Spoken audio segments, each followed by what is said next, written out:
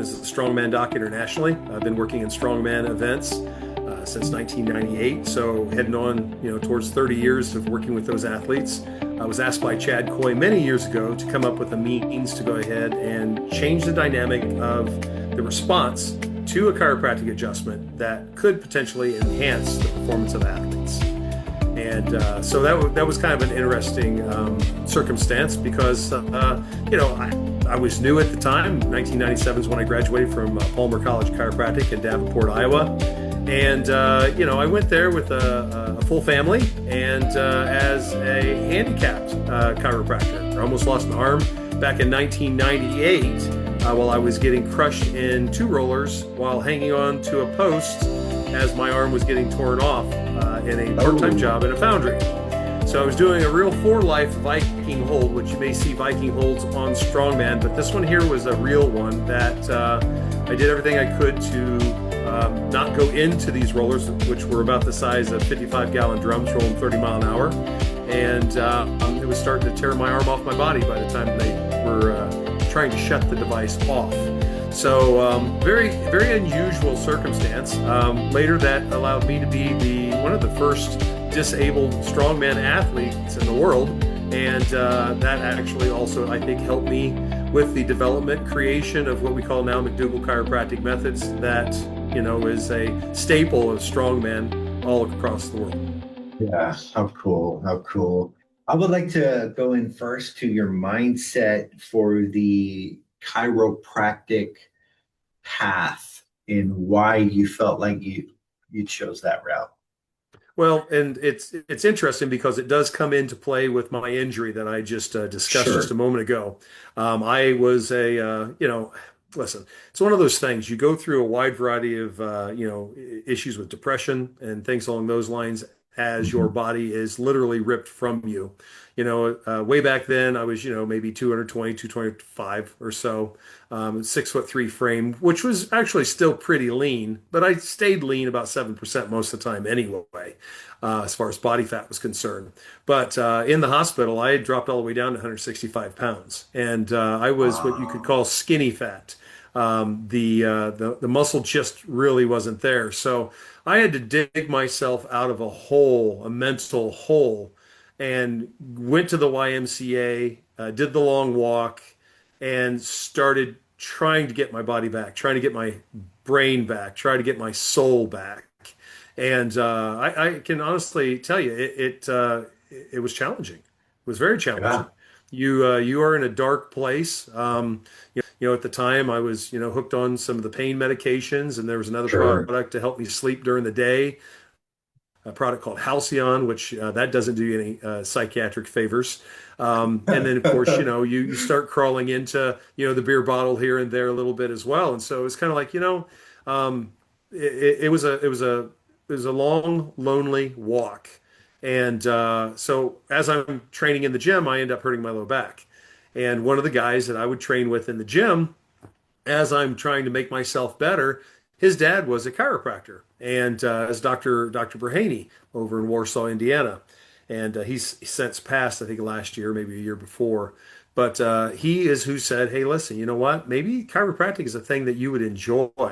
It was a mechanical thing. I come from a long line of mechanics in my family, and whether it be aircraft or car or whatever, diesel. And Mhm. it just seemed like this fits. And so I later competed in strongman or powerlifting events. Actually, scratch that. I did powerlifting. I competed in bodybuilding events, which that in itself was challenging because I'd almost lost that arm. So I'm missing half my arm.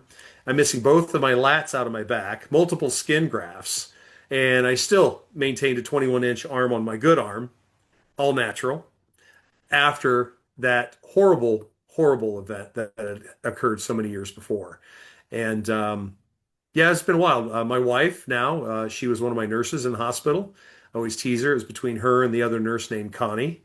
And and she thinks Connie was the one that was the lucky one because she got away, you know? Uh, So here we are 35 years later, and I think she still believes that Connie was the lucky one. But nonetheless, there you go. That's matrimony, right? Happy matrimony. But No, I mean she actually was a causative factor as well. You know, they say behind every successful guy there might be a successful woman that's there supporting him, Sure. and that was my wife. You know, my wife Brenda. And so she says, you know, why don't you just try it? And it was like, you know, okay. So I go ahead and go to chiropractic school, get through the first couple semesters, and then they're like, okay, we want you to go ahead and palpate and get an idea of what, you know, what it feels like. And you know what, man, I couldn't feel anything, Tim. I couldn't feel anything. I thought, oh my God, I'm now, I don't know, $20,000 in the hole, and I got no skills, right? So, but here's the thing, you know, I had a baby boy right before I matriculated. That meant then I had four children at home, and failure was not an option. So I had to figure it out, and I did. And so later, that figuring out paid off when I got asked that question by Chad Coy, and have come up with a completely different, unique methodology, which uses a short lever, high velocity burst application in chiropractic. Wow. That's a That's lot of a talking, isn't it? that's I that's got a quite a lots of story. stories. Yeah, that's quite a story, man. So as far as strongman, like, yeah, how did that come into play in all this? Well, Chad actually was tied in with the strongman community from several years before because he had many years of working with some of the world's strongest man Mhm. competitors, and he himself had many opportunities and had a training center there in Kokomo, Indiana, and the guys were coming from all over the world to come and work with him. And even to the point of when, I started engaging, he would have competitions in Kokomo. And I would be able to work with athletes like Magnus for Magnuson. I was able to take care of, WSM champions like Magnus and like Phil Pfister before he actually won that title. And so far to date, I've worked on over half of the World's Strongest Man title holders and many of the female champions as well. It's insane, isn't So it? yeah, it is. It is. It's funny how the pain and the trauma and the different situations kind of lead to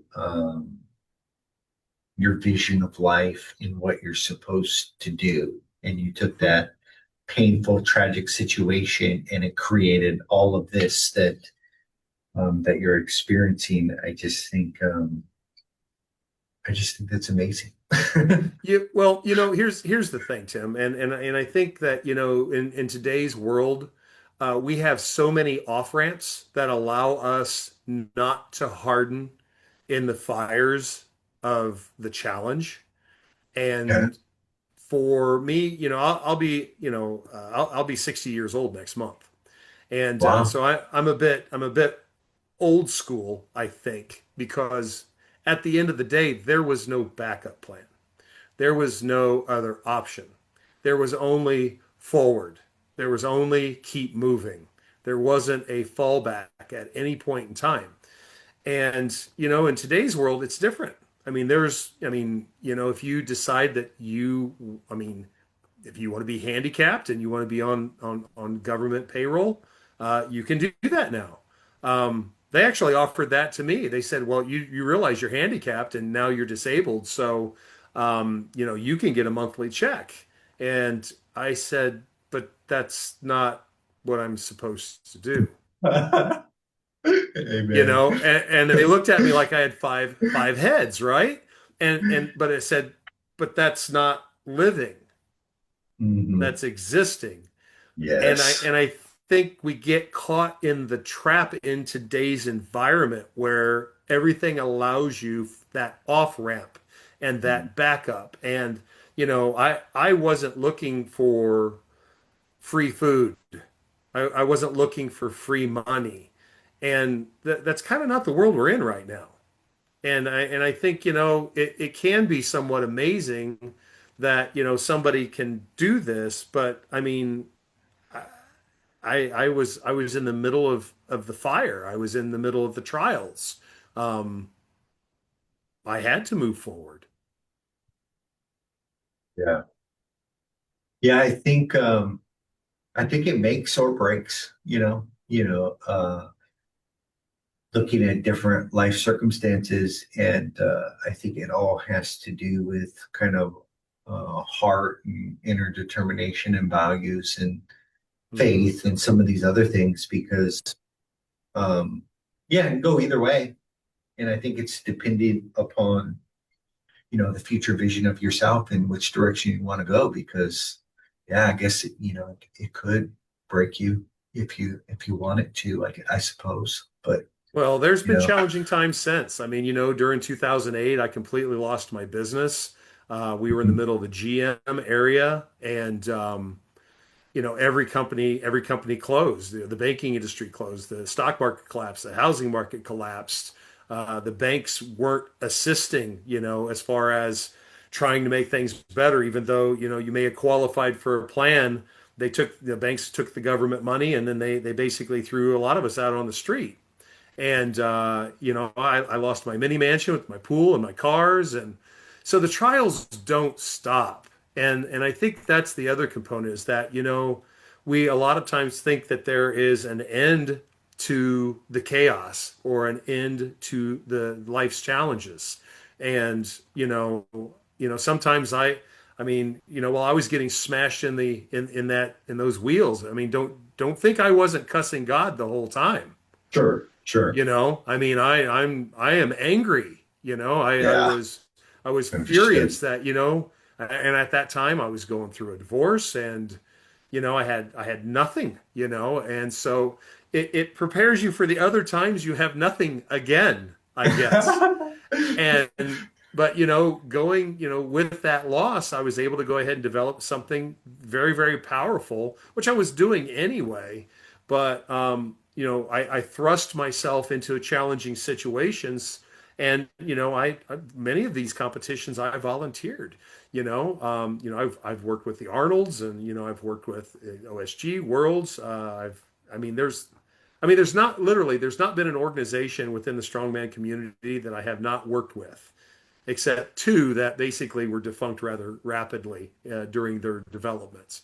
Um, that's Yeah, that's a pretty incredible thing to that claim, is.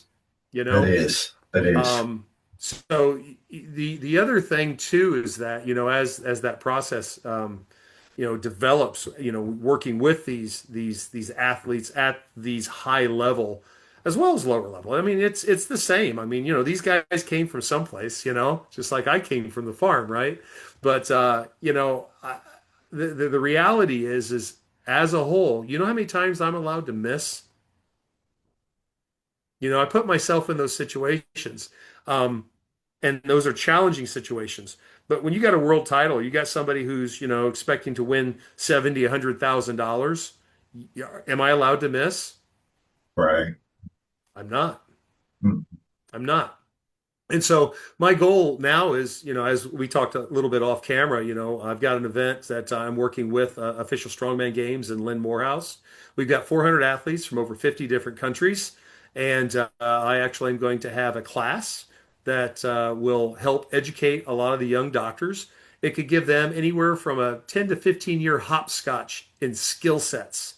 And then they'll be able to use that in the trial through live fire training techniques, working on these athletes from all over the world under supervision. There's nothing like it in chiropractic. It's definitely no safe spaces. It's 100% raw. And it's an opportunity to go ahead and see exactly how wonderful the chiropractic adjustment is and how much it can do because the kids coming out of school today don't know. Mm. They just don't know. The public Yeah. does not know how amazing a chiropractic adjustment can be because so often they just go in, they go through the routine, they may or may not have x-rays. There's no determination of what the long-term effects might or might not be. And that's why I've got people that are coming from literally all over the world to visit me in my office for help. I've got people that come in who've had artificial discs put in their neck and in their low back from countries like Germany. And then they walk in with a headache that they've had every single morning and every night, and they sleep with it, a headache for 5 years solid, only to have it gone after. I do the work. I do the x-rays. I get in there. I develop a strategy and create a plan and then attack it. And failure is not an option. And So I don't know if you you can tell already, but that's kind of how I operate, isn't it? failure's not an option. What's what do you think is the biggest problem that you solve? I mean, you can split that up in two if you want, one for the athletes and one for the doctors, but what do you feel like the solutions that you bring to the table? Well, I think the solutions are one, I've got something in regards to technique that I can offer that has been literally under under evaluation and process for the last almost 30 years, and it's successful every single time. Now, are there issues that are non-chiropractic problems that come across? Yes. If you blow your kneecaps off in the middle of a squat, or you're doing an overhead press, I'm not going to fix two kneecaps that just got blown off. Okay. If there's somebody that blows off a tricep or they blow their bicep off, I can't fix that. But here's the thing. I always ask the athletes, I say, do you want to continue? And they tell me yes or no. I never tell them they can continue or can't continue. It's like, can we figure out a way to make you keep going? Now, that comes from my own experience, because I was Sure. told I was handicapped for the rest of my life because I'm missing both lats and half my arm on the right. Okay. So strongman is perfect for me, isn't it? So it's like, okay, what do we do? Do we tape it up? Do we do this? Do we do that? And so tried and true. The problem that I have in chiropractic is that right now it costs $300,000 to be an average chiropractor. Average. Okay. That means you've got the basic skill sets to come out. And a lot of those young doctors think they deserve three figures or six figures a year with very, very little skill sets. What I bring to the table with tried and proven efforts is a skill set that they can plug into that I already know can be teachable, that can give them that hopscotch, like I said, between 10 and 15 years to advance them. That's a win. All right. The Yes. problem is, Yes. the problem is that they're skeptical and most oftentimes feel as though they already know it. And I've had them say so. I can already do what you can do. I just do it different. How can you help people like that? That's the challenge. That's a big challenge, Yeah, that's tough. right? Yeah. Now clinically, you know what my big problem is clinically? And it's always interesting. I get people out of pain too fast. That's a good problem to have. Well, it's a good problem for the patient. It's a terrible problem from the business side of being a chiropractor. Sure, Think about reoccurring. it, Yeah, yeah, because if somebody's fixed, they're not motivated to come back. If they still have little problem here and there, they are.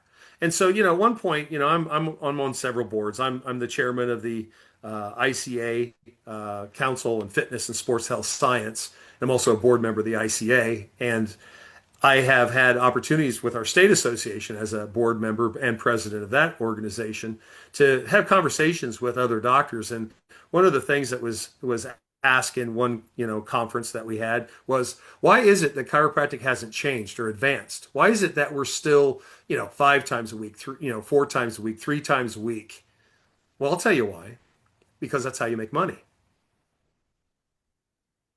Because creating a solution turns people into the medical mind, right? If I go ahead and get somebody out of pain, which I that's my goal. My goal is to get them functional, right? Just like for myself, just like for you. If you come in, I want to do my 100% best. I want you to come out there and go, "Wow, that was amazing." And I've had many tough guys that have flown across the country or across the world come into my office, stand there and cry because we figured it out and no one else would try. Now, isn't that sad? That's a system, man. And that's a system that we have across the board in medicine. And now the chiropractic profession's picking it up. And and that's not right. If we're going to go right and wrong, if we're going to be ethical, okay, let me create that solution based upon what I've learned and developed in clinic, and then broadcasted that into the strongman arena where functionality, strength, and power is paramount. Well, isn't it the same for your grandma? Right. Principally, it's the same kinds of techniques that I've developed. It's the same kind of algorithm. So the issue at hand is that I can go broke making people better. And that's That's why no one wants to do it. But I do it anyway because it's the right thing to do. yeah, so good. So it makes It's me a bad so businessman, doesn't it? well, our therapeutic uh, systems in our acute care and all these different things create dependence, Mhm. and so I my theological professor said in the ancient days they got paid when you were well, and if you were sick, then they stopped paying. Mhm. and It's because they died. We were laughing about that now, but it yeah, was serious yeah. back then. Yeah, get a different model, it's like you get paid when you keep people well, instead of keep people sick. And there's so much benefit to the dysfunction that we have in the world today to create this kind of crippling codependency. And there's no benefit for therapy to work. Man, get you in here therapy 3 months, get you out. Well, I mean, No, it's like, okay, diagnosis if after I, diagnosis. Yeah, yeah, but if I can go ahead and I can take a problem and figure out a way to go ahead and take even 3 degrees to 20 degrees and change it and make it better, making that body, more stable, more functional, reduce the risk of, accelerated degeneration and things along those lines, why not do that instead? What we have is we have a situation that many people will go, to routes that are exercise oriented, and then you develop a stronger, crooked, dysfunctional problem that under load will create a catastrophic failure. Why is that okay? That's setting the person up for failure, and you're taking money from them. I don't know. The system's broken, man. It's sure, broken. sure. And just kind of like we were talking about with myself, at the very beginning, the system's also created to create dependency. Yep. If we're all dependent, we can't stand on our own 2 feet and fight for what's good for all of us, can we? Sure, sure. Because we're all laying down. Yeah. It's almost like it's intentional. Well, we can get into Yep. conspiracy theories if you'd like. I'm just making an observation. All right. I'm about to get my tinfoil hat. Where is it now? You got that So in mind there, huh? um let's close out with your vision of the future. Like where do you see where you see yourself going? Doing. You know what? Honestly, I'm one of those guys that I always had a plan. I really did. Mhm. And have you ever heard of that tale where you have a plan and and it goes like this? Sure. My life. Well, at 60 years of age, I'll be, in just a few weeks. Here I am, right, in a situation that I've never been in a situation. I honestly don't know what the future is. Yeah. That's I good. really am. I've tossed myself to the wind just a little bit to try and figure it out. Is extremely challenging right now. 10 more years and maybe I can retire with no guarantee. I don't know. I mean, I thought I had things prepared. Now it's like, how much does it cost to retire? For somebody my age. Many of my patients are retired, have been retired maybe 10, 15, 20 years, have to get part-time jobs, Mm. Yeah. you Wasn't know? planning for that much. No, and they aren't, I mean, I've got patients that, they told me, they said, listen, you know what? I used to eat steak, every week, and now it's more like soup. And it's getting harder and harder. So I don't know. I'm positioned in a way that I have what appears to be influence. Okay. But there's only a slight difference between somebody who's a leader and somebody who's just out for a walk. You know what I mean?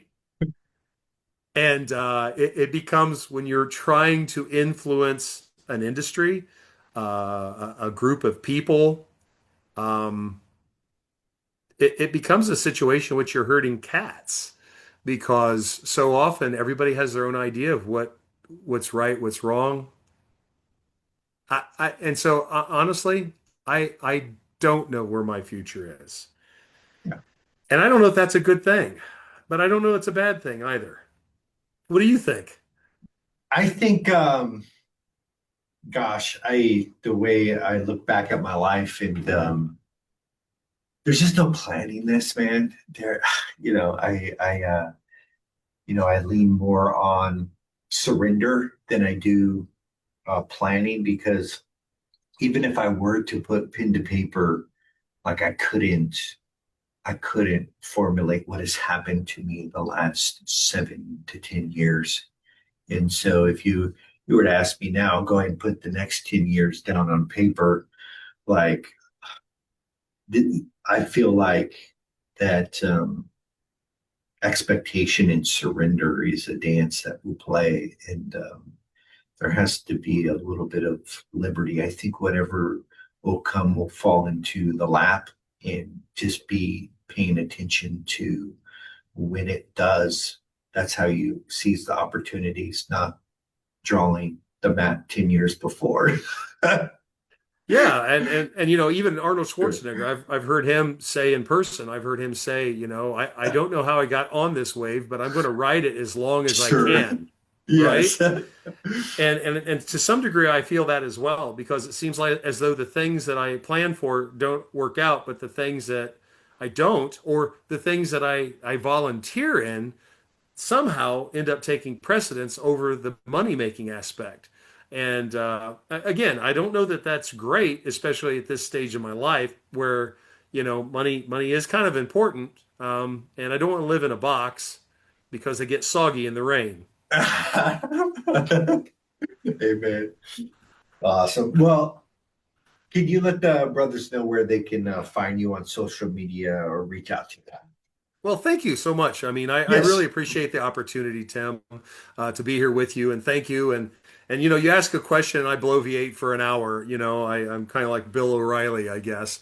But the reality is that if anybody would like to inquire about what I do on Instagram, you'll find me on hashtag Strongman Doc, or I'm listed under Todd A. McDougal DC on LinkedIn, and then also let's see here, Facebook as well. I'm trying to think if there's anything else I'm on. YouTube, you can find me on YouTube and actually see me adjust. Athletes that might be 6'9", 475 pounds. See how I do it. But also at the same time, most of the footage that I have is very, very raw.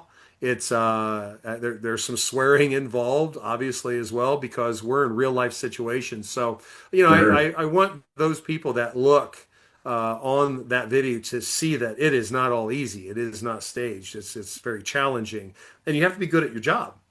And Sure. again, it's an example for these future chiropractors that I do positively want to influence because I think ultimately that's where they want. They want to be in a good place. They want to be able to generate money. They want respect, but respect is earned and should not be expected on Instagram profiles because you're an influencer. Sure. You know, Yeah. Awesome. how Thank you, did I do, brother. Tim? You Did I did do really, really okay? good. Thank you so Yeah. much.